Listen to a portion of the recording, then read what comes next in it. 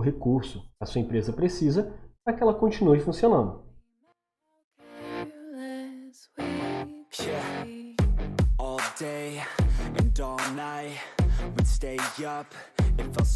Capital de giro é aquele recurso necessário para que a sua empresa continue girando. Certo? O nome é bem sugestivo. Eu coloquei dessa forma para facilitar o entendimento, tá? É o dinheiro necessário para manter e dar continuidade nessa empresa. Já indo para um exemplo, eu posso dizer que capital de giro são os recursos de curto prazo menos as dívidas de curto prazo. Olha, Vitor, o que são recursos de curto prazo? Eu coloquei alguns exemplos aqui de contas que representam isso.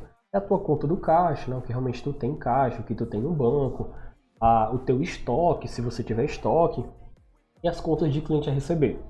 Já as dívidas de curto prazo, eu posso considerar os fornecedores, que é o que você utilizou para poder vender, né, o seu material, algum empréstimo que você necessitou fazer de curto prazo e os impostos que estão sempre presentes nas nossas vendas.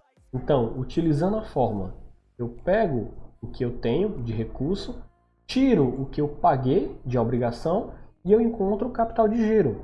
Então, esse valor aqui de 7 mil, ele vai representar o valor que eu tenho para fazer a minha empresa continuar funcionando, tá? Eu posso entender que esse aqui seria o mês 1, certo? O mês 1. Se eu fosse fazer um segundo mês, eu até coloquei aqui no cantinho e não fiz, no segundo mês, se eu não vendesse nada, aquele como se ele tivesse vendido 12 mil, tá? Se eu não tivesse vendido nada aqui, eu ainda teria 7 mil reais para poder pagar todas as minhas obrigações que seriam desse segundo mês. Nesse exemplo hipotético, eu gastaria quanto aqui no segundo mês? Mesmo 5 mil. Então, eu teria 5 mil para pagar mais um mês, para sobreviver mais um mês, e ainda me restaria 2 mil reais para eu passar um terceiro mês, entendeu? Então, isso aqui é o capital de giro. É o dinheiro necessário para eu dar continuidade na minha empresa, sem precisar recorrer a terceiros.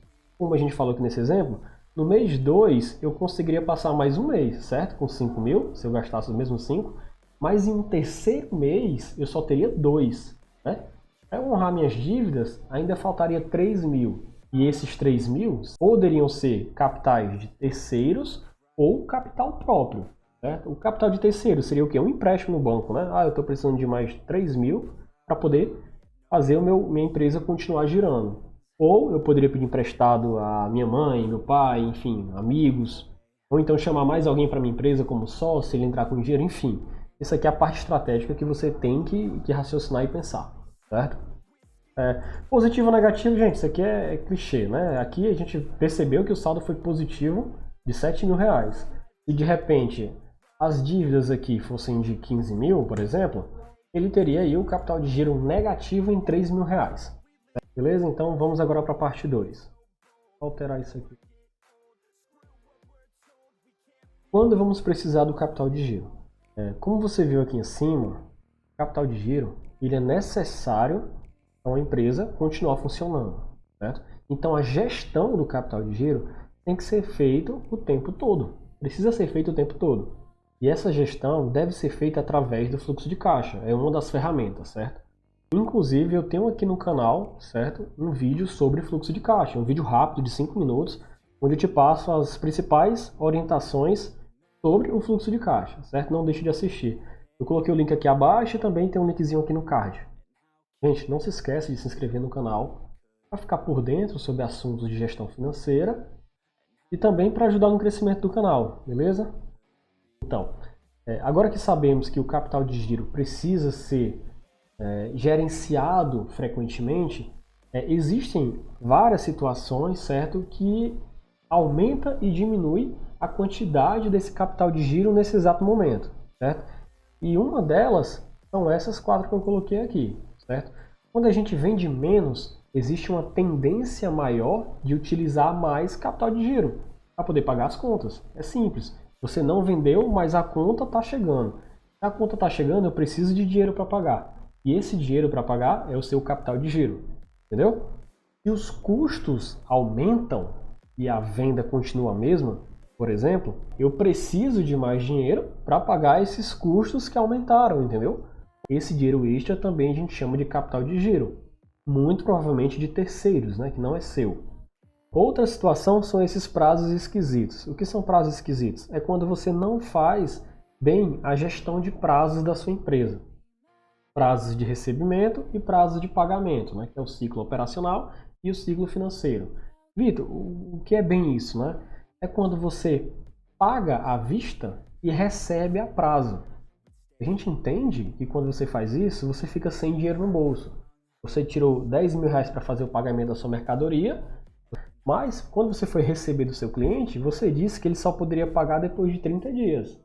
Então, nesse período, nesse fluxo financeiro e fluxo operacional, você está aí com 30 dias sem dinheiro da sua mercadoria. Outra situação que eu coloquei para exemplificar o uso de capital de giro seria empresas que tendem a ter sazonalidade.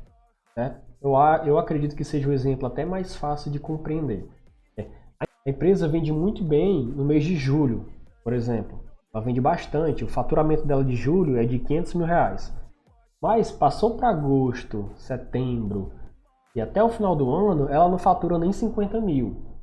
Então o que acontece? Nesse período de julho, ela tem que deixar ali um capital de giro para que a empresa se mantenha em todo o restante do ano.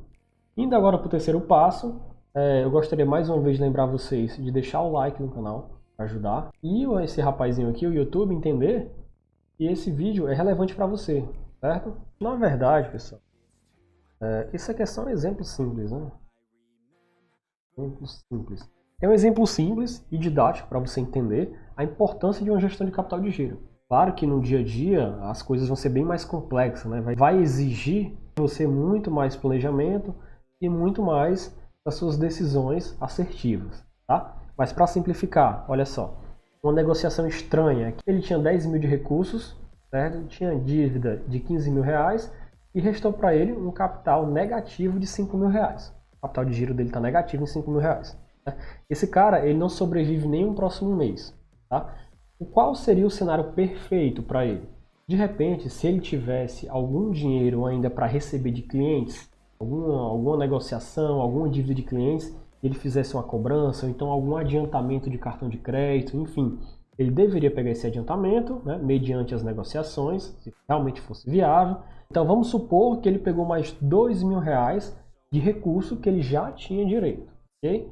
Então ficou aqui um valor de 12 mil reais. Só que dessas dívidas, ele tinha com fornecedor, com imposto, ele fez o quê? Em vez de pagar 15 mil reais direto com o fornecedor, ele parcelou essa dívida com o fornecedor em 3 vezes. Então, ao invés de ter 15 mil, ele teria esse mês para pagar apenas 5 mil. Olha só a diferença aqui que a gente já percebe. Ele ficou com capital de giro positivo de 7 mil reais. Ah, Vitor, e se tivesse juros, se tivesse aquilo e tal? Gente, a ideia aqui é só mostrar um exemplo num cenário perfeito. Claro que no dia a dia vai ter incidência de juros, vai ter fornecedor que não vai querer parcelar, os recebíveis aqui, talvez esses 2 mil saísse muito caro, enfim. Mas existe sim essa possibilidade de você trabalhar melhor com o que você tem. Essa é a mensagem que eu queria passar para vocês. Então deixa o like para ajudar o canal, certo? E se inscreve para ficar sempre recebendo os vídeos quando eu estiver postando. Beleza? Valeu!